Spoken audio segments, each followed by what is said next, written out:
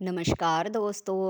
अक्सर आदमी अपने से बड़े आदमी को देखकर यह सोचता है कि वह उससे ज़्यादा सुखी है। अपने से छोटे आदमी के बारे में कभी नहीं सोचता कि जो उससे छोटा आदमी है वह कैसे अपना जीवन जीता होगा। उससे तो सुखी वह है, लेकिन अपने से बड़े आदमी के बारे में सोचकर वह अपने सुख को भूल जाता है और उसके सुख के कारण दुखी हो जाता है कि वह उससे ज़्यादा सुखी है। इसी से जुड़ी एक कहानी मैं आपके लिए लेकर आई हूँ। चलिए कहानी सुनते हैं कि जीवन में सबसे सुखी कौन है। एक बार की बात है, एक भिखारी था। वह गांव ओ में भीख मांग कर अपना गुजारा करता था। उसी गांव में एक किसान रहता था। एक दिन भिखारी किसान के घर भीख मांगने पहुंच गया। दरवाजे की कुंडी खड़काई, लेकिन किसी ने सुना नहीं। फिर उसने दरवाजे के अंदर झांक कर देखा तो किसान अपने दोनों बच्चों और पत्नी के साथ बैठकर आराम से भोजन कर रहा था और हंसी मजाक चल रहा था। यह देखकर भिखारी ने दोबारा कुंडी खड़काई। इस बार किसान की पत्नी ने सुनी।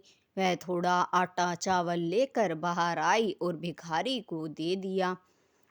भीख लेकर भिखारी वापस जब जा रहा था तो वह मन ही मन सोचने लगा कि मुझसे तो सुखी है किसान हैं जो बना बनाया खाना अपनी पत्नी के हाथों का उनके साथ बैठकर खा रहा है और अपने बच्चों के साथ हंसी मजाक कर रहा है।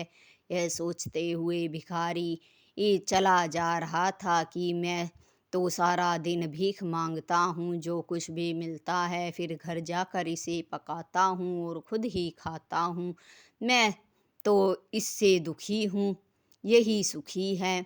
यह सोचता हुआ वह घर पहुँच गया। इधर जो किसान था वह खाना खाने के बाद अपनी पत्नी से कहने लगा, घर में कुछ पैसे हो तो दे दो, खेत में फसल बोने के लिए बीज लाना है। उसकी पत्नी कहने लगी, जो भी जमा पूंजी थी सब खर्च हो गई है, अब तो गांव के सेठ से ही उधार लेकर बीज लाना होगा। तब किसान कहता है, ठीक है, मैं सेठ के पास जाता हूँ, देखता हूँ कोई इंतजाम होता है या नहीं। यह सोचकर वह सेठ की दुकान पर पहुंच गया। सेठ की छोटी मोटी परचून की दुकान थी, पर वह ब्याज पर लोगों को पैसे दिया करता था।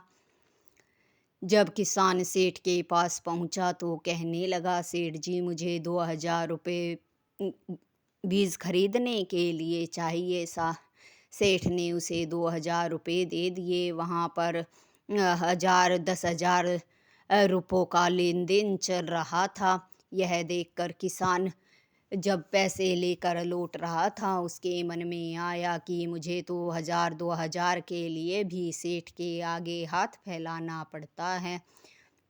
मुझसे सुखी तो ये सेठ है जिसके यहाँ रोज हजारों का लेन देन होता है। यह सोचता हुआ किसान अपने घर लौट गया। उधर जो अ, गांव का सेठ था उसके नौकर ने कहा, सेठ जी दुकान में माल खत्म हो गया है, शहर के बड़े सेठ जी से माल लाना होगा।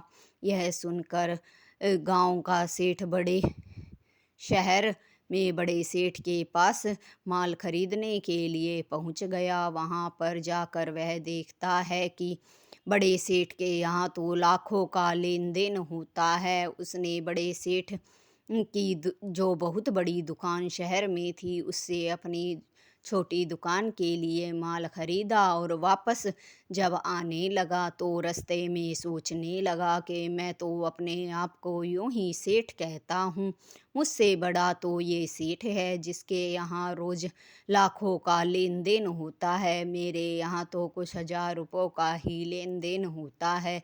यह सोचते हुए वह गांव लौट गया। शहर का जो बड़ा सेठ था उसके नौकर ने उसे बताया कि इस शहर के जो सबसे बड़े कारोबारी हैं आज उनके यहाँ पार्टी में उन्हें जाना है, क्योंकि उन्होंने उन्हें भी बुलाया है। उनके घर पर बड़े बड़े रईस आएंगे।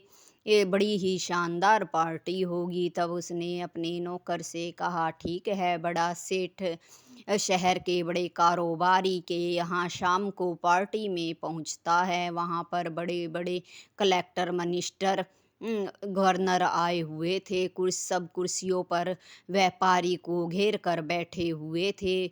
सेठ को तो बैठने की जगह भी नहीं मिली। जैसे तैसे करके एक कुर्सी मिली, वह वहीं बैठ गया। खाना खाया, सब लोगों में आपस में बातचीत चल रही थी।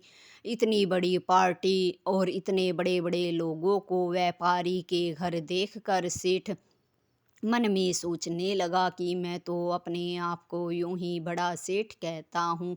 मुझसे सुखी और बड़े तो ये बड़े व्यापारी हैं, जिनके पास तो इतने बड़े बड़े लोगों का आना जाना लगा रहता है। मैं तो इनसे ज़्यादा सुखी नहीं हूँ, ये ही मेरे से बहुत सुखी हैं। यह सोचकर वह अपने घर वापस आ गया। पार्टी ख़त्म होने पर, इधर जब पार्टी ख़त्म हुई, सभी मेहमान चले गए, तो जो बड़ा व्यापारी था उसके सिर में बहुत दर्द हो रहा था। वह जाकर अपने कमरे में लेट गया। इतनी ही देर में उनका नौकर वहाँ आ गया और कहने लगा, साहब जी क्या हुआ? तब व्यापारी कहने लगा, मेरा सर दर्द से फटा जा रहा है। अपनी शानो शौकत बनाए रखने के लिए बड़े बड़े आदमियों के लिए पार्टी करनी पड़ती है। उनकी खातिरदारी करने में मेरा तो सर ही चकरा जाता है और सबकी बातों का ख्याल भी रखना पड़ता है। बहुत बड़ी जिम्मेवारी का काम है। मेरा सर दर्द से फटा जा रहा है। इतनी ही देर में व्यापारी का दूसरा नौकर वहाँ आया और कहा कि सेठ जी, आपको व्यापार में घाटा हो गया है। यह सुनते ही व्यापारी का सर पहले से ही दर्द कर रहा था और ज़्यादा दुखने लगा। व्यापारी कमरे में टहलने लगा। तभी उसने खिड़की खोली। एक किसी के गाने की आवाज़ सुनकर तो उसने देखा कि एक भिखारी अपनी मस्ती में गाना गाते हुए जा रहा है। बड़ा व्यापारी उस भिखारी को देखकर मन में सोचने लगा, यह सबसे सुखी है, इसे किसी चीज़ की कोई चिंता नहीं है, रोज़ मांगता है, रोज़ खाता है। यह वही भिखारी था जो किसान के घर पहुंचकर उसे देखकर ये बता रहा था कि किसान बहुत सुखी है। इस तरह से बात आकर व्यापारी पर ही रुक गई कि व्यापारी सबसे सुखी है। एक कहानी और मैं आपको इसी से संबंधित सुनाती हूँ, जिससे आपको पता चल जाएगा कि ज़्यादा के चक्कर में भगवान ने हमें जो भी दिया है उसे भूलकर हम अपनी ज़िंदगी को परेशानियों से घेर लेते हैं। बल्कि जो भगवान ने हमें दिया है उसी में खुश रहना नहीं सीखते हैं। ज़्यादा के चक्कर में अपनी ज़िंदगी को गंवा देते हैं। एक बार एक पत्थर तोड़ने वाला था। वो पहाड़ को तोड़ा करता था। रोज सुबह पहाड़ तोड़ने जाता और शाम को लौट कर आता था। थक बहुत जाता था, उसे पड़ते ही नींद आ जाती थी। रोज यही काम करता था। फिर एक रात जब वह सो रहा था तब उसे ने सपने में एक बहुत बड़ा घर देखा। तो वह पत्थर तोड़ने वाला सोचने लगा, काश मेरा ये घर होता तो मैं दुनिया में सबसे सुखी होता। उसका इतना ही सोचना था कि वह घर उसका हो गया। फिर उसने देखा कि एक बहुत बड़ा आदमी, जिसके चारों तरफ लोग खड़े थे, उसकी जय जयकार कर रहे थे। जब उसे देखा तो वह सोचने लगा, यह आदमी तो मुझसे भी ज़्यादा सुखी है। काश मैं इस आदमी की जगह होता तो मैं भी बहुत खुश होता, लोग मेरा भी सम्मान करते। उसका इतना सोचना था कि वह बड़ा आदमी बन गया। लोग उसके चारों तरफ खड़े थे। पर तेज गर्मी से उसे पसीना आ रहा था। तब उसने सूरज की तरफ देखा और कहने लगा, सूरज तो मुझसे भी ज़्यादा ताकतवर है। अगर मैं सूरज होता तो सबसे ज़्यादा ताकतवर मैं ही होता। उसका ये सोचना था कि वह सूरज बन गया। सूरज बनकर वह बहुत खुश था, पर उसकी यह खुशी भी ज़्यादा देर नहीं टिकी। कहीं से एक काला घला बादल आया और सूरज को ढक लिया। तब वह सोचने लगा कि मुझसे तो ज़्यादा ताकतवर ये काला बादल है। अगर मैं बादल होता तो मेरी शक्ति और भी ज़्यादा होती। उसका ये सोचना ही था कि वह काले बादल में बदल गया।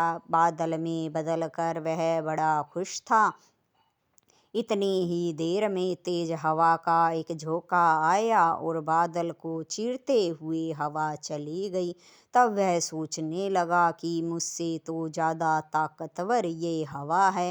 काश मैं हवा होता तो सबसे ज़्यादा ताकतवर मैं ही होता। उसका ये सोचना था कि वह हवा में बदल गया। हवा बनकर वह बहुत खुश था। तब उसने एक ऊंचा पहाड़ देखा। तेज हवा आ, जब पहाड़ से टकराई तो पहाड़ को कुछ भी नहीं हुआ। यह देखकर वह चौंक गया कि मुझसे भी ताकतवर तो ये पहाड़ है। काश मैं पहाड़ होता। उसका ये सोचना था कि वह पहाड़ में बदल गया। पहाड़ जब वह बनकर खुशी का अनुभव कर रहा था कि वह सबसे ताकतवर है, तभी उसे एहसास हुआ कि कोई उसके ऊपर चोट कर रहा है। उसे दर्द हो रहा था, पर वह समझ नहीं पा रहा था कि मुझसे भी बड़ा ताकतवर कौन है जो पहाड़ को भी चोट पहुंचा रहा है। वह सोच रहा था, अगर वह वही बन जाए जो पहाड़ को चोट पहुंचा रहा है तो वह सबसे ताकतवर बन जाएगा। यह सोचकर भी वह उसमें नहीं बदला जो उस पहाड़ को चोट पहुंचा रहा था। उसने इस बारे में कई बार सोचा, लेकिन वह पहाड़ ही बना रहा। थोड़ी देर में सुबह हो गई। उस गरीब मजदूर की आंख खुल गई। तब उसे पता चला कि वह सपना देख रहा था। जब वह पहाड़ बन गया था तो वह उस आदमी में नहीं बदला जो उस पहाड़ पर चोट कर रहा था। उसे समझ में आ गया था कि वह उसमें क्यों नहीं बदला, क्योंकि वह वही आदमी है जो उस पहाड़ पर चोट कर रहा था। अब उसे समझ में आ गया था कि वह एक मामूली इंसान होकर भी इतने बड़े पहाड़ पर चोट कर रहा है। वह खुशी का अनुभव कर रहा था कि वह सबसे बड़ा है। इसलिए हमें अपने सुख को छोटा नहीं समझना चाहिए। दूसरे के सुख को देखकर हमें दुखी नहीं होना चाहिए कि वह हमसे ज़्यादा सुखी है। भगवान ने हमें जैसा भी बनाया है उसी में हमें खुश रहना चाहिए। यही असली सुख होता है।